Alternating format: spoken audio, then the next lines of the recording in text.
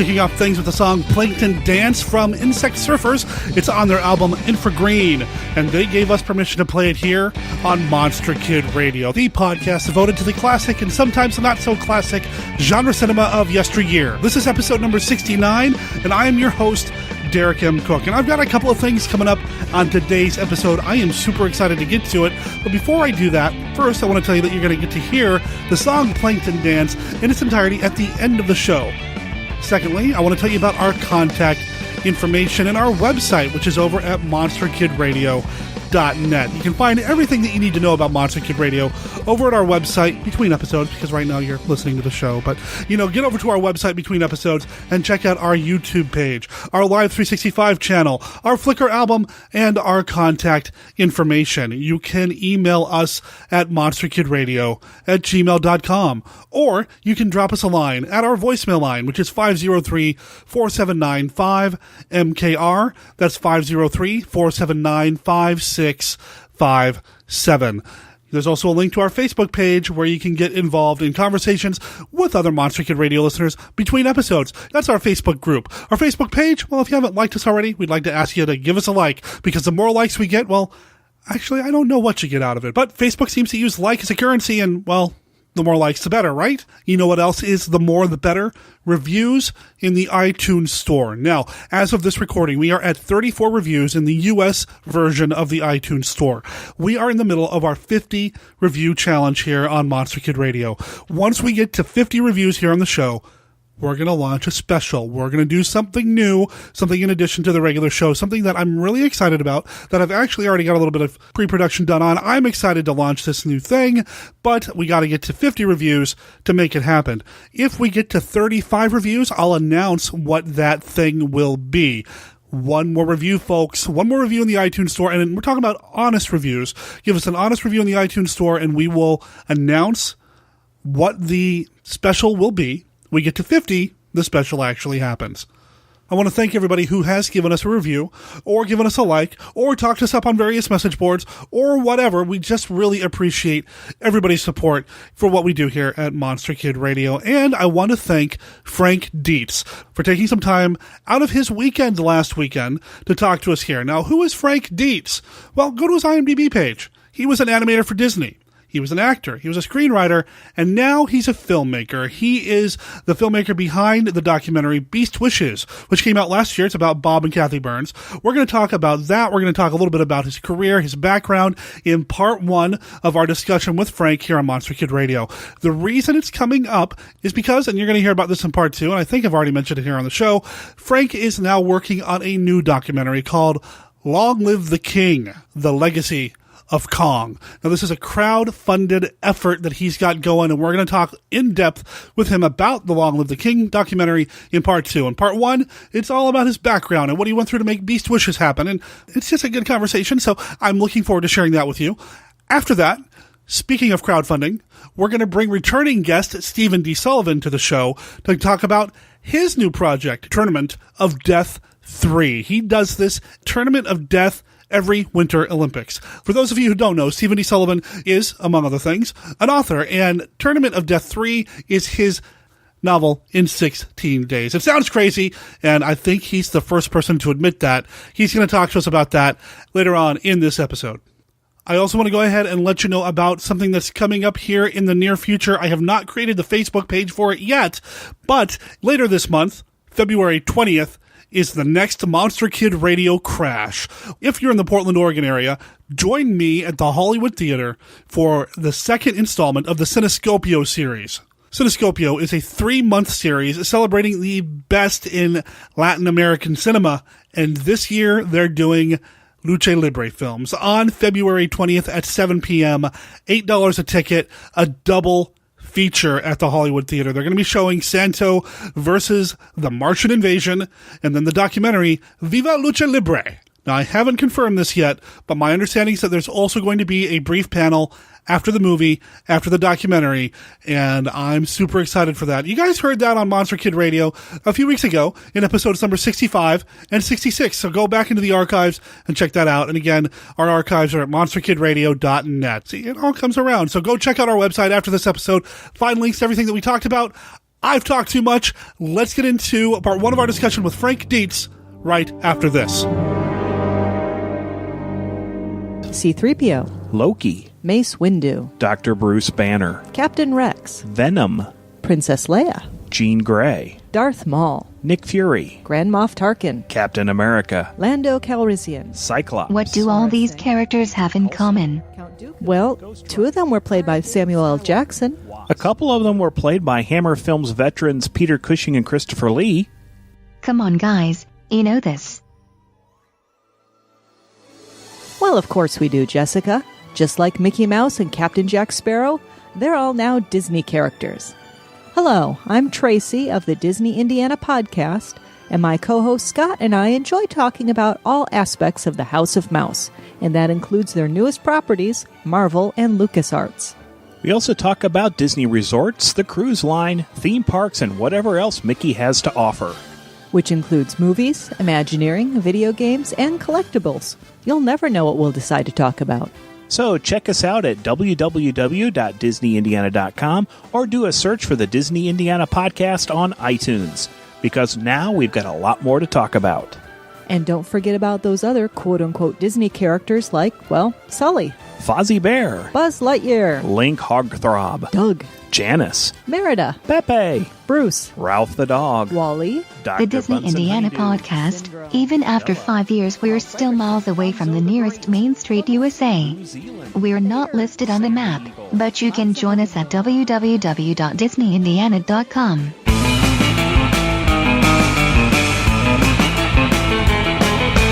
Monster Kid Radio, I'd like to welcome to the show a man who's been in my movie collection for years in one way or another, Frank Dietz. How's it going, Frank? Very good, Derek. Thank you.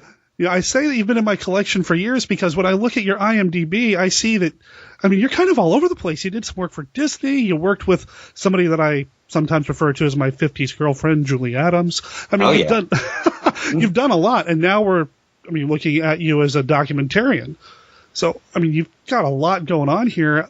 Can you tell us a little bit about your background? Well, one thing that I've always done is I'm constantly looking to reinvent myself, because you just never know when, something that you are comfortable and happy doing can suddenly go away. And so I always try to make sure that I have got several different skill sets, and I've been very lucky because I've been able to utilize just about all of them one way or another. I went to college for theater and art, and I knew from very early on that I wanted to work in the movie business, even though I didn't know how or what I'd be doing in the business. I just knew I wanted to. I saw Abbott and Costello Meet Frankenstein when I was like 6, and I was watching this movie and so blown away, and I was just like, I didn't know how. I didn't know what it meant, but I knew that I wanted to do this. So basically from that point onward, I was just like, okay, whatever it is that you do in this business, I'm going to do it. So, it started with acting. I acted in high school, and then I, was a theater major in college. So that was the likely thing to do first.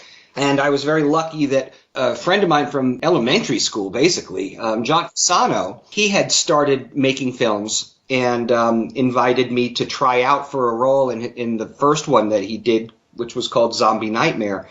I auditioned for it, even though the character's name was already Frank. I was hoping that was a good sign, And I got the part, and then, I got to work with my childhood hero. I got to act with Adam West, which was, remarkable. Now, the movie, not so good.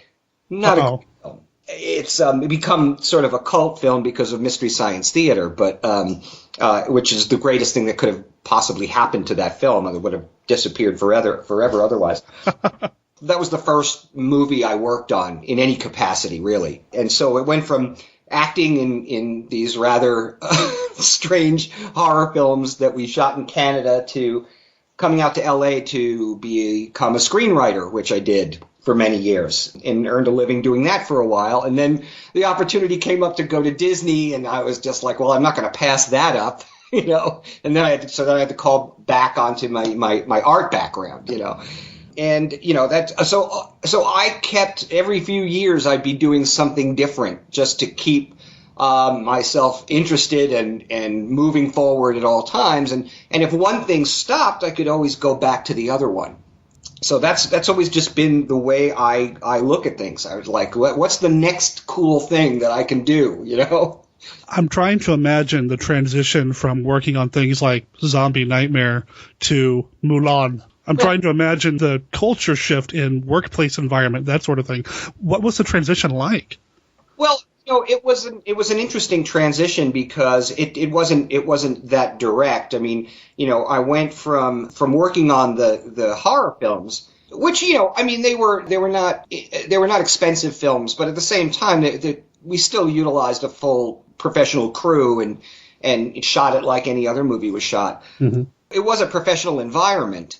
It was just different from going when I went to work at Disney. It was a more studio kind of environment. But in between those two things was screenwriting and, writing movies for David Warner and Dean Stockwell, which was like awesomely cool. Wow. So that was like in between the two. So there was, it wasn't so jarring a transition really, Did your Disney coworkers get a kick out of your low-budget horror movie background?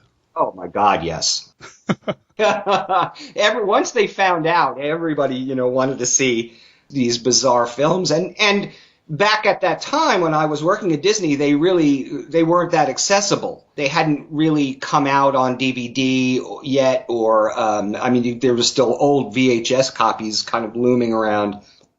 And it was while I was at Disney that Mystery Science Theater decided to do their version of Zombie Nightmare. Mm. So that was a huge deal. Sure.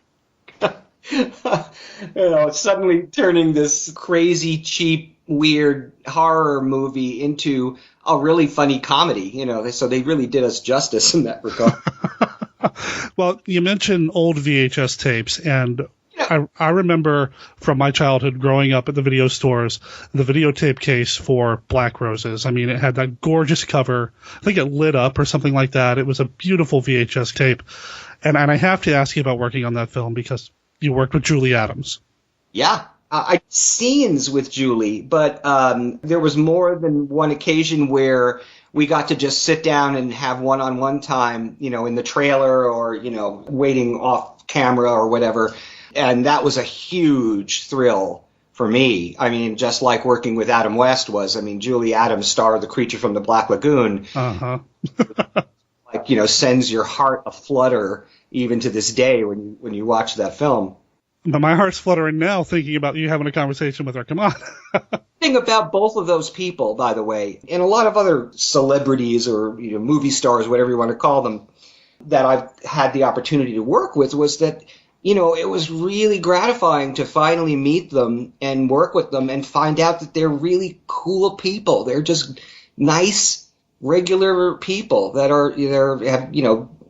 Adam has an amazing sense of humor, and Julie is just the sweetest thing on the face of the earth. And it's nice to be able to call these people my friends, which is not something that gets to happen to everybody. And I feel very blessed in that regard. Have you had a chance to run into any of them at conventions or other events since then? Oh my gosh, yes. Adam, I haven't seen Adam in a while, although we're constantly sending regards to each other through other people. Adam and I, oh my gosh, we would go out to dinner whenever we were in the same vicinity or whatever. We stayed friends for quite a long time after Zombie Nightmare. I suppose it's something if you survive that, it's kind of like we're like veterans of a war or something. You've been trauma bonded. But he's a funny man, and I really enjoy time with him. And Julie, I see all the time. Julie is, a native of this area, LA. So I see her at signings, at conventions. Her son Mitch is a great guy. So Julie feels like an old friend, really. So not to get all creepy, but if I ever get a chance to meet Julie Adams, what kind of pointers can you give me to not completely lose my mind? Oh boy, is so lovely and so appreciative of her fans. I think that she's probably experienced the absolute worst kind of fandom. I imagine you'd be just fine. Thanks, I appreciate that. Poor thing. No, she's a lovely, lovely woman and nice lady. Yeah. We interrupt this program to bring you a special bulletin from CBS News. I'm Charlie Dugdale. I'm reporting from Bob Burns' backyard in Burbank, California, USA. Who are Bob and Kathy Burns? Let me think about it for a while. I'll see if I can tell you. Bob and Kathy Burns. Bob and Kathy Burns. Bob and Kathy Burns. Who am I today? Well, let me see. Bob and Kathy Burns were smart enough to preserve almost every important artifact in sci-fi movie history. They're archivists of an entire generation of practical effects that will no longer be with us. Because of CGI, all the stuff that you see in this basement is going away. They don't do this anymore. Every piece has a story. Bob isn't just a collector. He's lived all of this stuff. He had his own career in entertainment, but he always was a fan, and even more than a fan, Bob and Kathy both drew around them a group of people, mostly kids, who went on to change the face of the business. Bob and Kathy, to me, are family. They're just such genuinely nice, loving, caring people. Bob and Kathy are known by a lot of people because of their Halloween shows. They started very small in the front yard in Burbank. Every kid in every neighborhood wishes that they had somebody like Bob living there to do this cool stuff. The pedigree of Oscar winners and Oscar nominees and the talent. People like Dennis Murin and Skotax and Woodruff, Baker. They all decide, now we can come together and do things for just us. And we don't have to worry about the studios. We don't have to try to make anybody happy. And they throw all their ideas in the pot, and we mix it all together, and we come up with these brilliant plans. I've said many times before, and I mean it, I'm the luckiest guy in the world. I wouldn't have changed anything for the time I was born. And that's what it's all about. And that's what Kathy and I've always tried to do, is have a great time. Your humor is what's kept this whole thing alive. Really? You betcha. Oh, I'm sorry about that.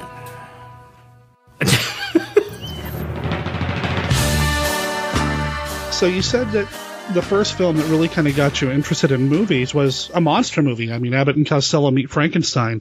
From there, you go to these low-budget horror movies, to Disney, you're writing.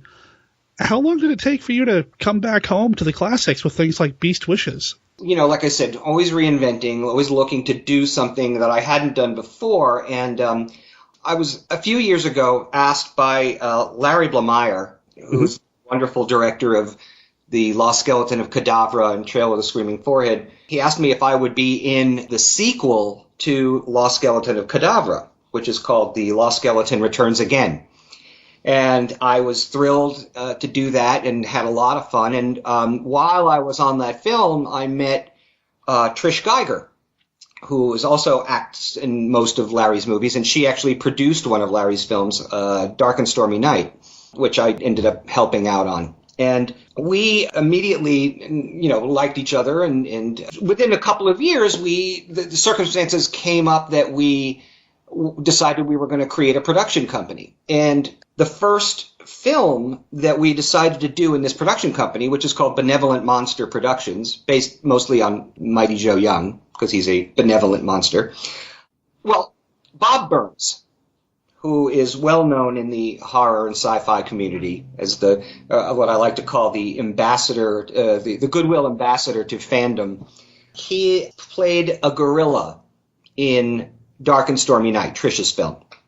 And it was, in fact, the last time that he put on his very famous gorilla suit that he wore in the Ghostbusters TV series and lots of television back in the 60s and 70s. And Trish wanted to do a short little DVD extra about Bob, because she didn't really know who he was, and she thought that would be fun to put on the DVD of Dark and Stormy Night. So she asked me if I would. She knew that I knew Bob, and she said, can you help me do this little interview? So we went to his house, we shot this little interview, and while we were there, Trish turned the camera on to Kathy, Bob's wife, who was never on screen.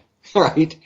And Kathy said something about how much she loves this world of Monster Kid world, because when you bring a whole bunch of creative people together and they start throwing their ideas together and it creates this fire. And Trish became so intrigued by that. She was just like, well, we should really maybe someday do a documentary about this. As it turns out, as luck would have it, in fact, it didn't seem like it at the time, that little short film that we created that day didn't make it onto the DVD of Dark and Stormy Night. So now we were like, well, why don't we just expand on what we've started and create a full-length feature? And that's how that all came together. And, Bob Burns represents Monster Kid at its, ultimate, at extreme. I think he was the original Monster Kid. I think that's fair. He was a Monster Kid when the term didn't exist, and, started collecting cool stuff when he was very young and hung out on movie sets like Unknown Island and Invasion of the Saucer Man and so forth. And so it was very easy to choose Bob Burns as the subject of my first movie as a producer. It was amazing the outpouring of love that happened when we announced we were going to do that project. Everybody came out of the woodwork and was just like, how can I help? What can I do? We did a Kickstarter campaign for that, and it was very successful. But other people who couldn't necessarily help us in that regard were like, what do you need? Can I do artwork for you? Can I offer my studio for you to shoot at? Can I offer you lights or camera or whatever else you need? And it was really a testament to how much, these people are loved and adored. And every celebrity guest that we had in that movie, nobody said no. John Landis, Joe Dante, Rick Baker, Greg Nicotero, Dana Gould, you name it. They were all just like, whatever you need, I'm there for you. It was wonderful. It was absolutely wonderful. So it sounds like you knew the Burns before you made this movie, before you worked with them. Did you have a relationship going back a long time, or? I met Bob at Taylor White's shop, Creature Features, which just recently reopened, by the way. In fact, I'm going there this afternoon for a big dinosaur event, which is going to be. I met Bob there. That's where I met a lot of the people that are in my circle now. Greg Nicotero and Frank Darabont and, oh my gosh, you name it. I think we all met each other there. And then as it happens, and this is really kind of funny and a complete coincidence, I ended up buying a house that was right around the corner from Bob Burns. Oh, man. I know, and that was the selling point to me. It was like, I don't care, it could have been a shack. The minute I realized that the house was right around the corner from Bob, I was just like, sold, done, I will take it, Did he get commission on that? That's why.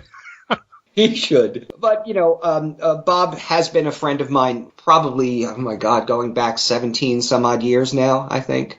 In fact, the reason he was in Dark and Stormy Night happened because I invited Bob to the set of The Lost Skeleton Returns Again, and he came up there, and we were standing on the set with Larry, the director, and Bob said, I heard you're going to be doing a old dark house movie. And Larry said, yeah, it's called Dark and Stormy Night. We're going to be, it's the old, like, the bridge is washed out, the strangers have to spend the night in the old dark house, and people start getting murdered, and Bob just goes, well, you got to have a gorilla in it. And Larry just looks and goes, okay. And he put Bob in the movie as the gorilla. And it doesn't really make any sense, but, Larry's movies are that way on purpose, And so that's how Bob got the part in Dark and Stormy Night. And that, of course, led to the story I just told about us, doing the DVD extra and creating Beast Wishes, which we're very proud of. The movie's been really well received, and we've won a few awards and got the Rondo Award last year for it. I feel like, we did Bob and Kathy justice. I think it's a great documentary. I was a huge fan of it. I would like to congratulate you on your success with it. I think it's well deserving of all the awards it's gotten. What was Bob's reaction, or even Kathy's reaction, when they saw the finished product? Gosh, well, here's the funny thing is that at first, they were not certain about this at all. They were like, nah, who wants to see a movie about our lives and so forth? They were pretty humble people, really. And so it took a while for them to get used to the fact that we were actually making this film. You know, they just kept. Bob would always say, "Oh, you two are crazy. You guys are crazy. Have I told you today that you're crazy?" You know.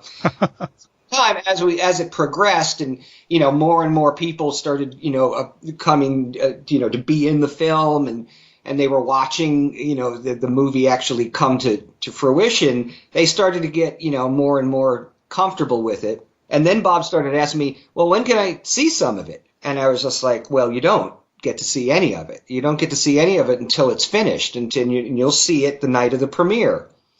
And he said, oh, all right, or whatever. And then I found out that behind my back, he was going to our editor and saying, oh, yeah, he said I could see some of it. And luckily, Andrew Cash, our amazing editor, didn't fall for that. So we had our premiere April 12th, 2012, at the ArcLight in Hollywood. And that night, we had a nice crowd of, you know, there were over 200 people in there. And Bob and Kathy saw the movie for the first time that night with everyone else. It was kind of nerve-wracking. I mean, but when it was over, they were just so happy. They were really happy. I think that they felt like we had accurately captured their love and their appreciation for this Monster Kid community and for each other.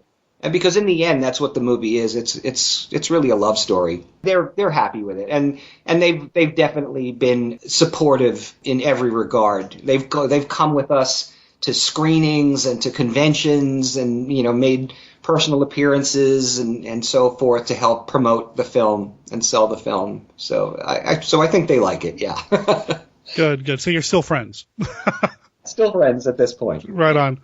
It's available on DVD now, so it's not still making the festival circuit or anything, is it? We're pretty much done with the festival circuit, and we did quite a few festivals. We traveled to quite a few different places, and it was nice. The very first one that we did, we won our first award, which was Fright Night Film Festival in Louisville, Kentucky. That was a great way to sort of kick things off. But we went to Utah and to Carmel, and we screened at San Diego Comic-Con last year. Oh, wow. It's been really nice. You know, it's been a nice ride, and at this point, I think we're kind of done with that sort of promotion. And we want to concentrate on the future. So we're now looking to basically get a broadcast deal for it, just to, you know, show it on some cable network or something. Let Amazon take care of the sales. Well, I was going to say, it is available on Amazon as of this recording right now. It's $24.99. Yeah. And I think it's well worth every penny. It's a great documentary, one of my favorites of recent years when it comes to this particular subgenre, you know, this Monster Kid subgenre that we all love so much. What is it you think about this particular subgenre that kind of inspires people like you, or you know, other filmmakers or artists and all that, to get out there and just start making their own art, their own movies, their own videos celebrating this particular type of movie? We're living in a wonderful time right now, because it wasn't that long ago that creative people, you know, had the ability to really go out and make their own film or, you know, their own project without getting permission from a distributor or something like that. I mean, we now have the ability to make our own projects, and I think that was always there. I think the inspiration was always there. It's just now it's more accessible. And so now we're seeing more of it, which is wonderful. We're seeing, you know, lots of people making their own movies that pay tribute or homage or just utilizing their imagination. And that's really what it comes down to is that genre movies inspire, when I say genre, I mean horror, sci-fi, fantasy, are more inspirational because they utilize so much more of the imagination. They take the real world and they spin it out into completely new directions. I think that is one of the things. It's almost a common denominator for all of us. Most of us came from monster kids, if you will. You know, we have a similar background. Very often we were the quieter kids that didn't have a lot of support in their love, you know, and it was one other guy in your town that, or gal that, shared this similar interest. And, back in the day, before there was internet, basically all there was, Famous Monsters Filmland magazine. And it wasn't until, only not that long ago that suddenly, with the advent of the internet in particular, we started to find out how many of us are out there. And look how cool it is to be a nerd now. Look at San Diego Comic-Con, if you can get tickets. Everything's changed, but it's so nice to see so many people with this shared love and affection for this genre. I have no idea if I answered your question at all. I think you kind of nailed it. I mean, these particular types of movies, and I'd even go as far as like with your animation background as well, it is about engaging the imagination on a level that you don't get with, say, like the latest romantic comedy starring somebody who used to be on television. I mean, it's a different kind of engagement. Yeah, for sure. And I enjoy kind of playing in that field myself. And as I've done Monster Kid Radio over the past almost year now, I've talked to some artists and writers and things like that who just seem to really embrace the imagination part of it. Yeah, and it is a magnet for people, for like-minded people.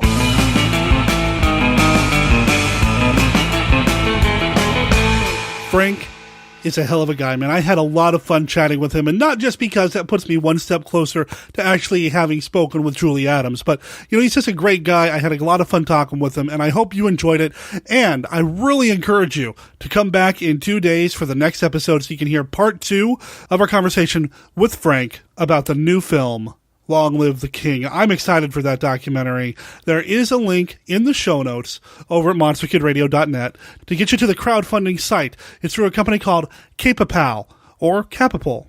Frank and I talked about how that's pronounced in the next episode, so you'll have to stay tuned for that as well. But go to monsterkidradio.net to find the link to that, or go to Benevolent Monster Productions website at www.benmonsterfilms.com to find links to everything that they've got going on. They're not just monster documentaries.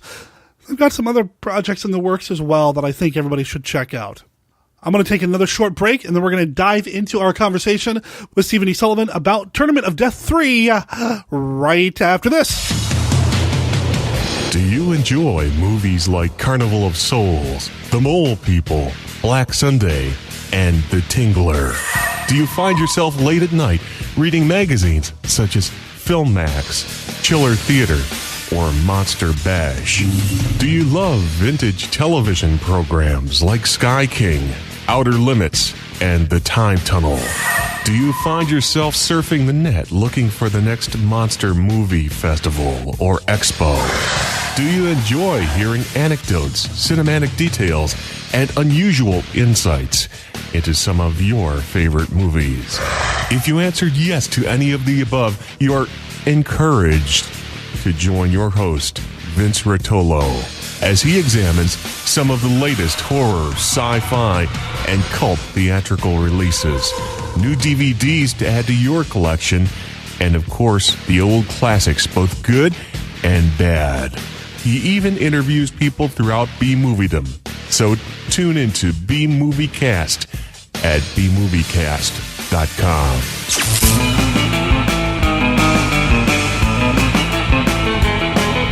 I want to welcome back to Monster Kid Radio returning guest Stephen D. Sullivan. How's it going, Steve? Hey, it's going pretty well out here in frozen Wisconsin.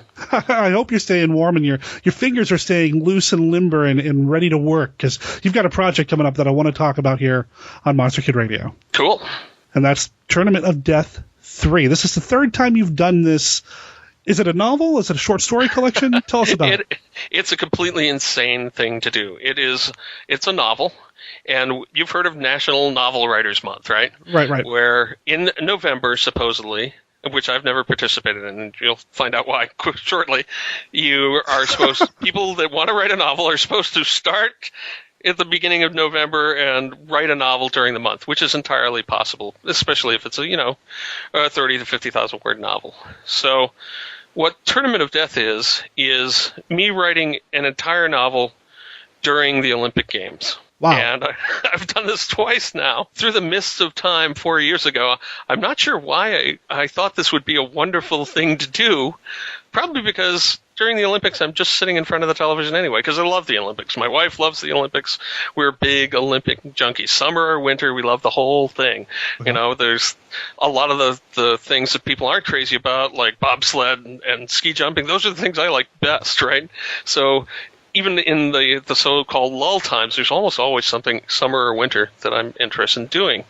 So at some point it occurred to me that I was sitting in front of the television. Maybe I could actually do some work while I was sitting in front of the television.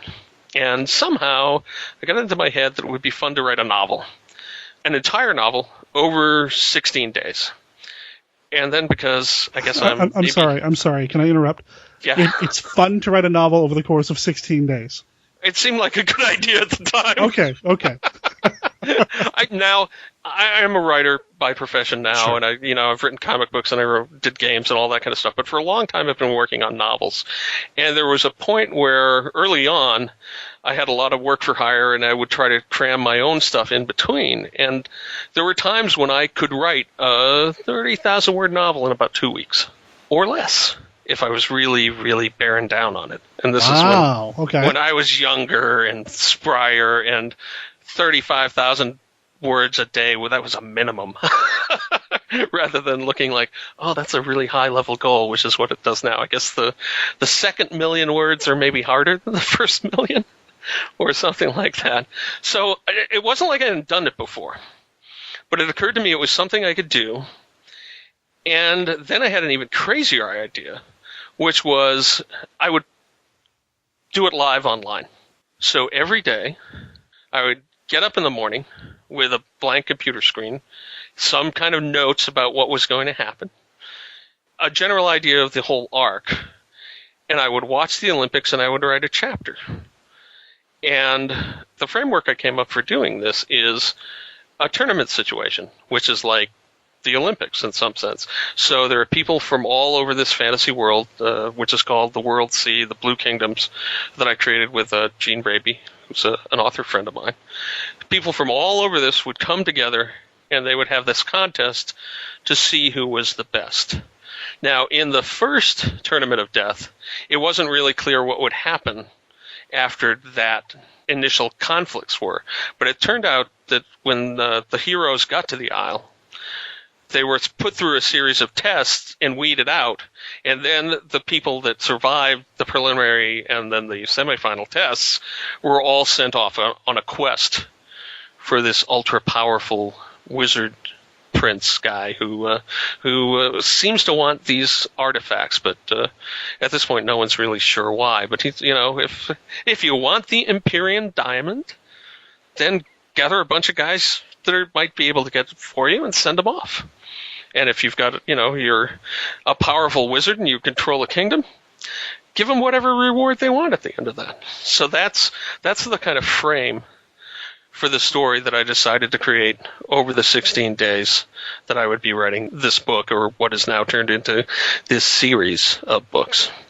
It sounds like an undertaking. It's a crazy idea. It's a completely insane thing to do, because basically I start with nothing every day, and I have to write the chapter, and then I have to rewrite the chapter at least twice, because even on my best days, no one ever wants to see your first draft. I don't care who you are. And unless you're churning out pure pulp, and it's really acceptable to have misspellings and things that don't match up quite right and that kind of stuff. And God knows there's a history of that in some phases of writing. You have to rewrite everything twice. So you write it, you rewrite it twice. If you have a loving, wonderful wife like I do, she reads it to make sure that you haven't really screwed up something. And then you post it online. So this is something that's going to turn up online as you go. Is it going to be a daily post? Yeah. So the first one I did entirely free. People just told people about it, and a couple of handfuls of people, maybe more, showed up and they read it. And you can still go online and punch in Tournament of Death and find a link that will take you to the chapter by chapter thing. Last time, I thought, well, maybe I should try to make some money from this. So I decided to do a Kickstarter. And so I created some reward levels where people could get books, or they could get potentially other things. There was one guy that had a character that I worked with him and created a character that got inserted to the story and that kind of stuff. So I did a Kickstarter, and I set up a dedicated website where people could give me feedback live during the whole process. And then at the end of every day, again, I posted on this exclusive website the chapters of the book as they went along. And that worked really, really well. Aside from it being a completely crazy idea, right? Where crazy is the given here. This is a nutty thing to do. Writing live, which I seem to be doing more often than is probably healthy, is a nutty thing to do. It's nutty whether it's this or whether it's Daikaiju Attack, which is not as live as this, but Daikaiju Attack releasing something every week and not having the whole thing done before you do it. Mm-hmm. There's a tightrope thing going on there where it's entirely possible you can at any moment fall over the edge of the cliff and end up 1,000 feet down at the bottom of the Grand Canyon rather than on your little Philippe Petit tightrope over the canyon. So. You mentioned Daikaiju Attack, and I wanted to bring that up as well, because that's wrapping up here soon, right? Yeah, Daikaiju Attack is, I just finally, because I knew I was going to have to spend a lot of time on the tournament, just finally finished the roughs of the last chapters of the story. There are 38 chapters, and I just posted yesterday 30 or 31. So in theory, just because I'm not insane enough, if I'd planned this better, it would have been better. The two things will be intersecting over the course of the Olympics, where every day during the Olympics I'll be writing a new chapter and posting that, and then every Friday or Saturday, sometime during the weekend, I'll release a new Daikaiju Attack chapter as well. Okay. And Daikaiju Attack is entirely free. Right. Backflashing just a little. So Tournament of Death 3 is also a Kickstarter. And the base level to get a chapter every day is $16. And we're already funded. I just started it yesterday, and much to my surprise and delight, it immediately funded, and we immediately hit 3 of the stretch goals that I'd set up. And then I put 3 more up this morning, and when I got home from the movies with my wife this afternoon, we'd hit 2 more of the stretch goals, which is wonderful, because the stretch goals, there are some things that are story goals that I thought would be interesting to get people involved, but some of the stretch goals are stories by other authors. So if you get into the Tournament of Death, you're going to get this story from me, in ebook form at the very least. You're going to, if you want, you can get a paperback or hardback or signed hardback. If you want, you can work with me to create a character that's going to be in the series, or you can get a bunch of your friends together and you can all have like your names of your characters as some of the contestants, as a group of contestants, or something like that. And there's a whole bunch of other possible rewards that people can get. So, and some of them are already, I have to check, some of them may have been snapped up already, because you can't have everyone that's participating have their own character, because then you don't have any characters to start with. Right. Well, as of this recording right now, you have just hit a stretch goal that involves somebody else who's been on the show in the past. You've just hit the stretch goal mark for getting a story by Paul McComas. Yes. In the mix. Yes. So, I mean, that's fantastic. Which is a wonderful thing. And Paul is probably very surprised, because this morning when I got up, I thought, I need to mention some stretch goals to my backers for the ones since they actually literally run me out of stretch goals this morning. And I said, okay, I'll put 3 more up. And a story by Paul was one of the ones I put in. And then I went off and went out to the movies and did errands with my wife. And when I got home, before I could even call Paul and tell him, hey, your stretch goal is up, it was fun. So there will definitely be, in addition to a story by me and a couple of bonus stories, and if you join early enough, you get even more bonus stories. In addition to the Tournament of Death by me, Tournament of Death 3, there is also a story coming to you by Jim Ward, famous game designer and TSR guy, creator of Gamma World and Metamorphosis Alpha. And there is a story by Paul as well. Plus, let me look at the goals here online. I think we've got 1 extra story by me at this point. So there's lots of stuff to get. And if eventually, you could have as many as 16 or more stories for your basic pledge to support this, which is really cool. That's pretty awesome, actually. Yeah. I wanted to have you on the show because you're a monster kid and all, but why would monster kids want to read Tournament of Death 3? We talked a little bit on Facebook at one point, how do we connect it to what we love here? And you brought up like maybe a Harryhausen influence to some of this stuff? Oh, yeah. Anyone that's heard me talk on your show before or on the B-Movie Cast probably knows that Harryhausen is one of my heroes, and his work pervades almost everything I do. You can see Harryhausen in the Dragonlance books that I did, and the Legend of the Five Rings that I did, and in the Teenage Mutant Ninja Turtles when I was writing the comics, and all sorts. Pretty much everything I do, there's some shadow of Harryhausen. In this case, there's almost a more direct correlation in some ways, because when you and I were talking initially, I was trying to describe what the story is like. And honestly, maybe I'm missing something really obvious, but I could not come up with a precedent for a story in which a guy holds a contest to collect a bunch of heroes and then sends those heroes off on the quest, except Jason and the Argonauts, which is, of course, a classic tale of Greek mythology, but also an amazing, wonderful Harryhausen film. Maybe my second favorite. Oh, wow. We all know that Seventh Voyage of Sinbad is my favorite. Well, right? yeah.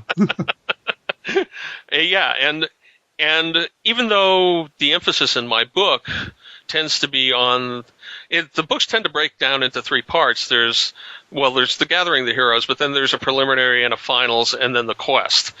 And Jason isn't quite that way, but if you know the story, you know that in order to go after the Golden Fleece, Jason, he assembles basically an Olympic Games and gets all the best people at everything to come and compete, with the idea that then he's going to take those people off, see the Golden Fleece, and they'll all get glory and live forever.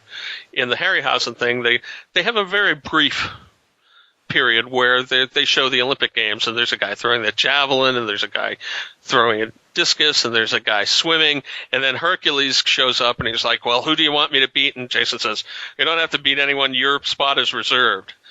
So there is that. And then they all go off to get the Golden Fleece, and hopefully we've seen the movie, and we know how that turns out, whether for better or ill. And that's the only real precedent that I could think for how this story works out. Well, that's enough for me. I'm sold. Well, the other thing is that there are always monsters in these Tournament of Death stories. There are monsters in almost everything I do. If you go to my site, you'll see there's a little tagline that says, adventure guaranteed, monsters optional. Well, monsters may be optional if I'm writing a boy detective book.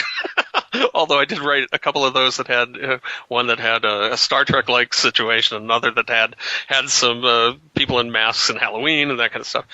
But most of my stuff, it's going to have a monster in it at some point or other. So in the first one, we had flying lions. Influenced by Osamu Tezuka, Astro Boy. There are all sorts of little nods to things that I love, and there's always a monster in the end. The last time we had a lot of Cthulhu-like monsters, and we had a whole race of gill men, one of whom was named Reeko, Reeko, I think. So nice. So there's always those kind of monster kid things in this, and I'll give you a little bit of a hint and an exclusive. My guess is that at this point, somewhere in this tournament, there will be zombies and there will be dinosaurs. And I haven't told that to anybody yet, so you get the exclusive now. Wow. When I talk to Vince Rotolo, I may spill the beans tomorrow. Well, and that's the other thing I was going to say. Listeners, at this point, Steve has already appeared on the B-Movie Cast, which will be going out on February 2nd. And they're going to be talking about the Night Stalker over there. Yep. So if you don't listen to the B-Movie Cast already... Derek and I were recording this before, but Vince and I will be talking about Karl Kolchak, the original Night Stalker movie. There will be monsters in Tournament of Death. Yes. 3. And if you go to the site, you go to Tournament of Death, or you go to Kickstarter and look up Tournament of Death 3, you will see that there are non-human races as well. Last time we had some cat people, and we've got some green-skinned people this time, and we've got a dark elf. I don't tend to write what one would call classic Tolkien-esque fantasy. I love Tolkien. He's a great hero to me, but I also love Howard, and I love Lovecraft, and I love Harryhausen, and I love all these things, and all of this stuff works its way into my stories. So in the first Tournament of Death story, we got an elf who was more or less Captain Jack Harkness. Right? Okay. And then, I've had some time travel crossovers. One of the bonuses you could get if you sign up early is some of the Time War stories that I did, which have fantasy characters that are, from my series, of various series, from my science fiction and my fantasy and other stuff. And then there's a guy that might resemble a Time Lord in there somewhere, too. So all of that stuff is fair game when I'm working in this milieu, because the idea of the Blue Kingdoms is that it is a world that contains many, many, many, many things. It's not a monoculture. It's Gotcha. not one of these fantasy worlds that's just Western Europe or just the Far East. There's everything you can imagine. So there are plenty of normal humans of all shapes, sizes, and colors. There are lizard people. There are which we call basilisks. There are winged people that we call sirens. There are the cat people, the Alkist, and the dog people, the Alkabar.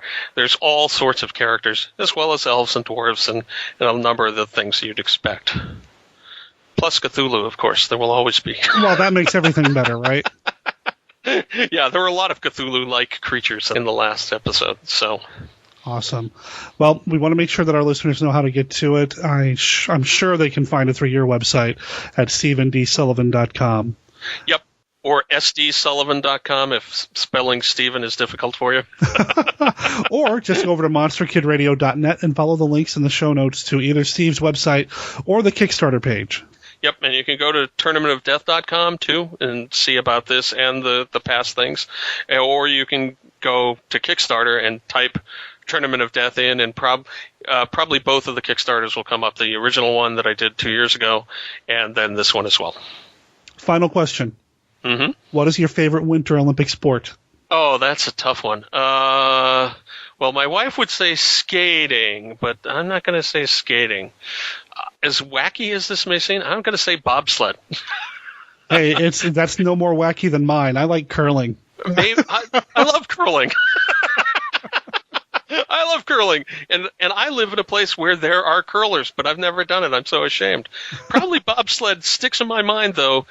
When you said it, it was like popped right into my head, and I'm sure that part of the reason is James Bond. Because on Her Majesty's Secret Service, there's a bobsleigh sequence where George Lazenby is trying to get away from the bad guys and being chased. So, wow. Ever since that, when I saw that as a kid, it was like, that's the coolest thing in the world. And, of course, now they have bobsled and they have skeleton and they have luge as well. And luge is where you do the bobsled without the sled. You're lying on your back going down the bobsled run. Uh-huh. And skeleton is where you're lying on your face and going down head first. Those are crazy sports, and I love them all. Well, you have your bobsled and your skeleton. I'll have my curling, and together we'll have Tournament of Death 3 because it's already funded. I can't wait, man. Already funded. We've got stretch goals already achieved. Jump in now, guys. 16 days of gory. Yeah, I thought that was hilarious when I came up with it. I'm hoping it's not going to turn off too many squeamish people, but 16 days of gory.